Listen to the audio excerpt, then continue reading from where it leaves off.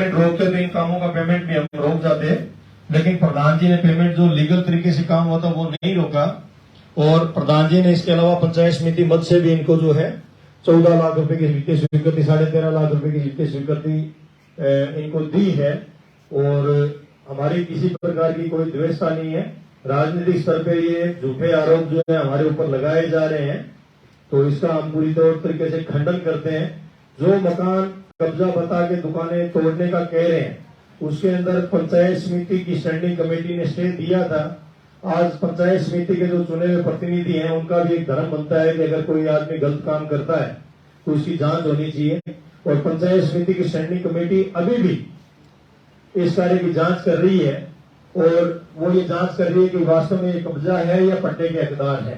और जहां तक जो अभी तक रिकॉर्ड है, इस रिकॉर्ड के तहत ये जो है सरकार की गाइडलाइन के अनुसार ये पट्टे के हकदार है। और हम भी आपके माध्यम से जो है सरपंच साहब को कहते हैं कि आप अपना न केवल इस्तीफा वापस लें, बल्कि लोगों को आप पट्टा भी जारी करें और जो निर्माण कार्य है वो भी करें। एक काम मैं और बोलना चाहूंगा कि इन्होंने प्रधान जी के साथ साथ व्यक्तिगत तौर पे मेरा नाम लेते हुए मेरे ऊपर भी आरोप लगाए हैं कि अनुमान एक कंपनी मेरे पास आया था कि कंपनी वाले से तुम्हारी बात करा देता हूं, 7 करोड़ रुपए तुमको मैं दिला देता हूं। इसके लिए मैं कहना चाहूंगा कि करीब 20 दिन पहले मैं और मुखराम जी जैसा जा रहे थे, उस दौरान इनका फोन आया, हमने इनसे बातचीत हुई तो ये किट वितरण का कार्य था तो इन्होंने हमें रोक लिया। उसी जमीन के ऊपर सोसाइटी बनी है, वहीं हम बैठे थे और वहां बैठ के हम दोनों ने एक बात कही।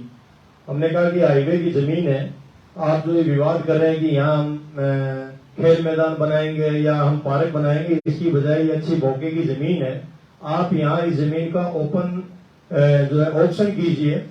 जो सूरतगढ़ शहर के या जैसर मंडी के जो व्यापारी हैं वो लोग हाईवे पे जमीन खरीदेंगे और इस जमीन के करीब करीब 4 से 5 करोड़ रुपए की कीमत के अलॉटमेंट, ये मतलब ऑप्शन हो जाएंगे। और ये रुपए जो आएंगे ये पंचायत में आएंगे और ये निजी आय के तौर के ऊपर आएंगे।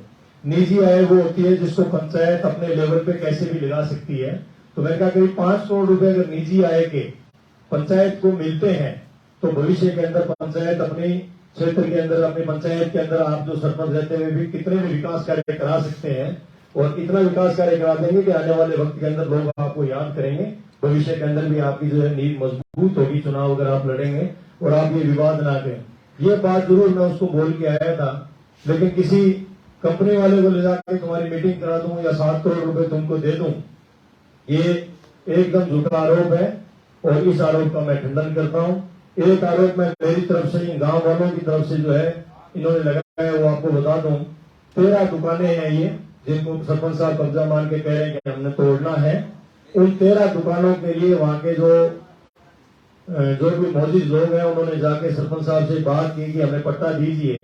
तो उन्होंने 65 लाख रुपए इनसे मांगे थे, पर दुकान के 5 लाख रुपए आप हमें दो तो हम आपको पट्टा जारी कर देंगे।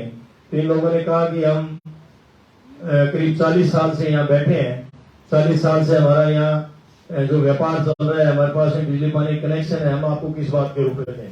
वो रुपए जब 65 लाख इन्होंने नहीं दिए तो उसके बाद में इन्होंने नया प्रोपेगेंडा करके ये सारा काम किया और उसको कब्जा मान के जो है तोड़ने के लिए लगातार पीछे बढ़े हुए हैं। अभी उनके पास में जो पीड़ित लोग हैं उनके पास में RAA का स्टे है।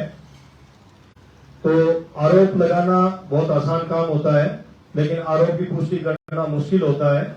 फिर भी ये राजनीति का टाइम है, चुनाव का माहौल है, इसलिए ये झूठे आरोप जो है मुझे ऊपर और प्रधान जी के ऊपर, हमारे परिवार के ऊपर जो लगाए जा रहे हैं, तो उसकी सफाई देने के लिए और सच्चाई से आप लोगों को और जनता को रूबरू कराने के लिए आप लोगों को आज हमने यहाँ बुलाया है। ये जितने भी यहाँ बैठे हैं ये सब हमारे सूरतगढ़ पंचायत समिति के जितने भी पंचायत है उनके सरपंच और उनके पंचायत समिति और जिला परिषद के सदस्य हैं। अभी पीछे जिला परिषद की मीटिंग हुई थी, उसके अंदर भी इस मामले को जिला परिषद सदस्य श्रीमती कमला जी ने पुरजोर तरीके से उठाया था और वहां ये मांग की थी कि स्टैंडिंग कमेटी, जिला परिषद की स्टैंडिंग कमेटी की एक मिलकर एक कमेटी बनाए, जांच कमेटी बनाए, वो जाके वहां जो है इस बात की जांच करे और वास्तव में अगर ये लोग कब्जादारी हैं तो इनको हटाए, और अगर ये लोग पट्टे के हकदार हैं तो इनको पट्टा दिया जाए। ये बातें जो है वो हमने आपके सामने रखी है और इसके अलावा आपके अगर कोई सवाल है तो उनके जवाबों के लिए हम तैयार हैं। भगवान जी, अभी आपने एक बात कही कि इस साइड के लोग जिनकी आप तरफदारी कर रहे हो या जिनका पक्ष आप रख रहे हो, कभी इधर वाले अगर अवैध है तो सामने वाले भी गलत है, वो भी टूटने चाहिए।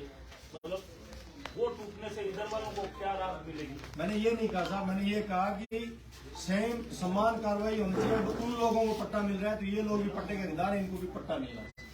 तोड़ने के लिए हमने नहीं कहा, हमने बार बार सरपंच को जाके ये कहा था किसी का मकान या दुकान तोड़ना कोई पुण्य का काम नहीं है, धर्म का काम नहीं है। किसी गरीब की मदद करके मकान बनवाना पुण्य का धर्म का काम है। आप ये व्यवस्थापूर्वक कार्रवाई सिर्फ आपके वोटर नहीं है इस वजह से आप कर रहे हैं, ये ना करके आप इन लोगों को पट्टा दीजिए और साथ के अंदर दूसरे जो लोग हैं उनको भी पट्टा दीजिए जो लंबे टाइम से हमारे तैयार है। और सरकार की गाइडलाइन भी पीछे यही जारी हुई थी।